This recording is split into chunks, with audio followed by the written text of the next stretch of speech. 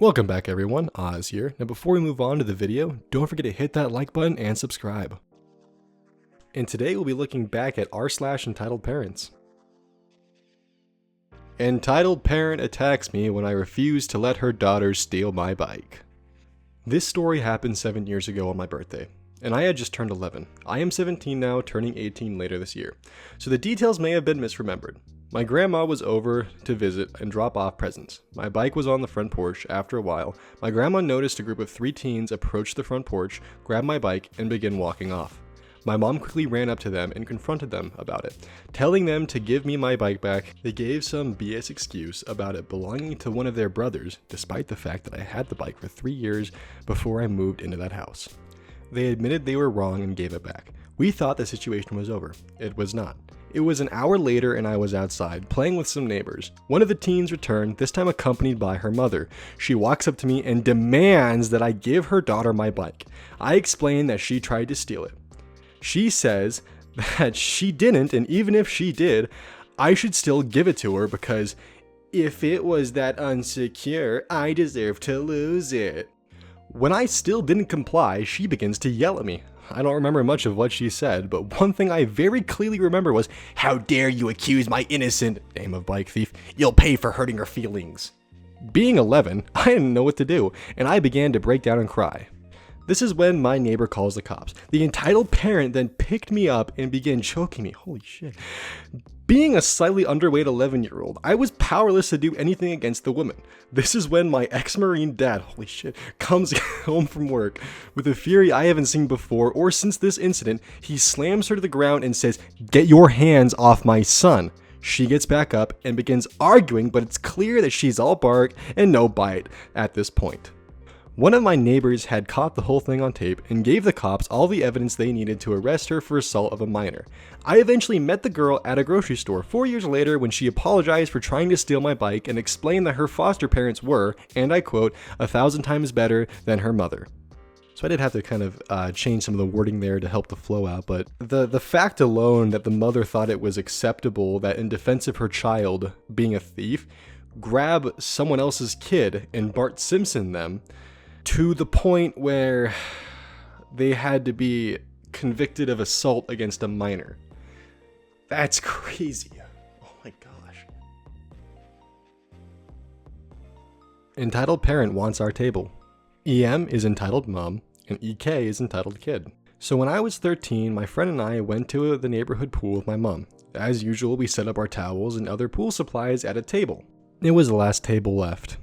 We started to spray our sunscreen on when his mom, EM, shows up with a toddler and a kid that looked about 9. They walk through the gates and start walking towards our table. Could you move your stuff? Me and my kids need that table," EM says, gesturing to my mom to move. At this point, me and my friend were already in the pool watching. My mom tries to kindly explain how she was here first.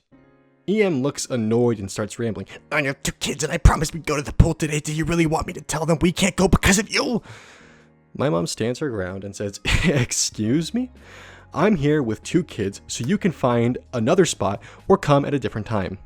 EM starts to take our stuff off the table and puts her stuff on it. My mom gets pissed and she puts on a grim smile. She yanks their bags off the table and gives EM her bags. "You and your little monsters can go elsewhere," EK, Todd, starts crying and asking EM if they're gonna be able to go to the pool. EM snatches the bag from my mom and takes her kids to the gate. "Sorry, sweetheart, but we can't go because this lady won't be kind and give up her table." Then she looks back at my mom and guides her brats to the gate and leave. Honestly, my mom is the god of confrontation.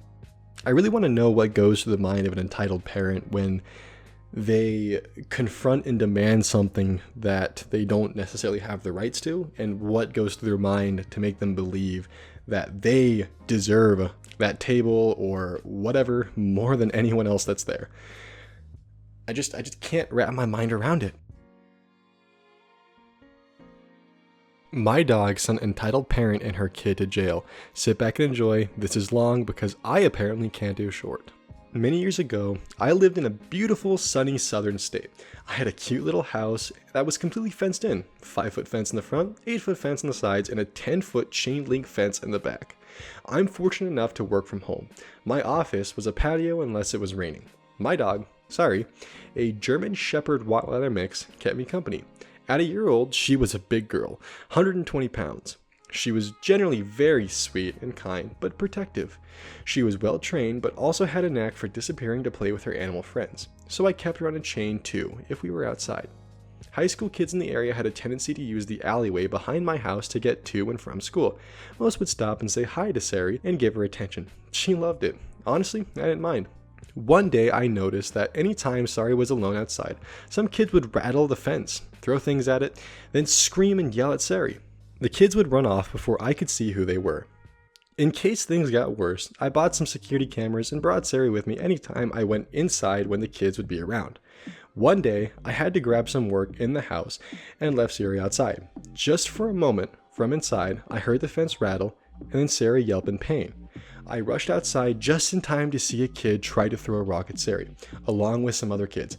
I was pissed. As I rushed over to Sari, I calmly asked them, "Did it ever occur to you to wonder why I keep my dog chained in fenced yard?" Then I unhooked her. Sari ran at my back fence and climbed over it. The kids started running down the alleyway with Sari right behind him, barking away. I let her go about half a block, then whistled for her. She came trotting back, all as happy as can be. I checked over her and gave her a treat. She was fine. A couple hours later, one of the kids came back with his mother, EP. EP screaming, You had your dog attack my son. He was only having a fun time. He's just a boy." Kid was at least 16 years old. "You scared him. It was just a joke. You had no right to do that. I'm calling the police and having that dog being shot." Blah, blah, blah. I literally couldn't get a word in. Then she starts threatening me, so I call the police. The operator could hear her plain as day, even though EP was at least 40 feet from me. The police showed up in about 5 minutes. 2 cars. I guess they were in the area. 4 officers. All very nice guys. 2 officers come to talk to me. The other 2 talk to EP and her son. EP never stopped screaming and cussing. I explained what happened and showed the video to the officers. Show all of Sari's vet and training paperwork. I filed the report, asked to press charges. The officers are petting Sari all the while because she's demanding attention from her new friends. She has a very happy face on. Yes, Sari actually smiles. The 3 of us and Sari, on a leash, go outside towards the other group. We're about 10 feet from them when Sari suddenly cuts in front of me to stop me and starts growling. The skin around her face went tight, making it look like a hair-covered skull. The hair on her back raises up. Sari is very scared when she's like that. EP screaming, "See? That raised that dog to attack black people. Getting racist. That dog needs to be put down." The 2 officers that were with me were African American, so no. That part always annoyed me, so I included it. I called back one of the officers that I had been talking to. He didn't want to come too close as Sari was showing her large teeth, so I moved back towards my house, as quietly as I could. I told the officer that either EP or Kid were carrying a gun. That's why Sari started getting protective. It had happened several times before. I guess to err on the side of caution, or to shut me up, he decided to search EP and the Kid. EP had an unregistered gun. Kid had a 6-inch switchblade. Not legal in that state. So, in addition to a charge of animal cruelty, they got nailed for carrying a concealed weapon, being in possession of a firearm while on probation, resisting arrest, and a couple of other charges. EP never stopped screaming the entire time this happened, and while being driven away. I don't think that's how EP or a Kid expected that day to end, but I enjoyed it. Even better, I never saw her or Kid again, and the Kid stopped harassing Sari. So I will be including a link to this Reddit in the description, so if you want to see pictures of the dog, go ahead. The only reason why I don't have it in this video is because the pictures include the owner's face, so I don't want to break that kind of bound of privacy there without permission. But anyways, I don't think the owner made the right choice releasing his dog like that, but at the same time, he was furious, as I would be as well if I saw some kid throwing rocks at my dog. So I'm a little conflicted with that part, but other than that, EP and her son got what they deserved. I mean, the dog was minding its own business, and hey, it's really funny to throw rocks at a dog, right? My God. People, I swear to God. If you guys liked hearing about these entitled parents, let me know. And if you haven't already, hit that subscribe button, and I'll see you guys later.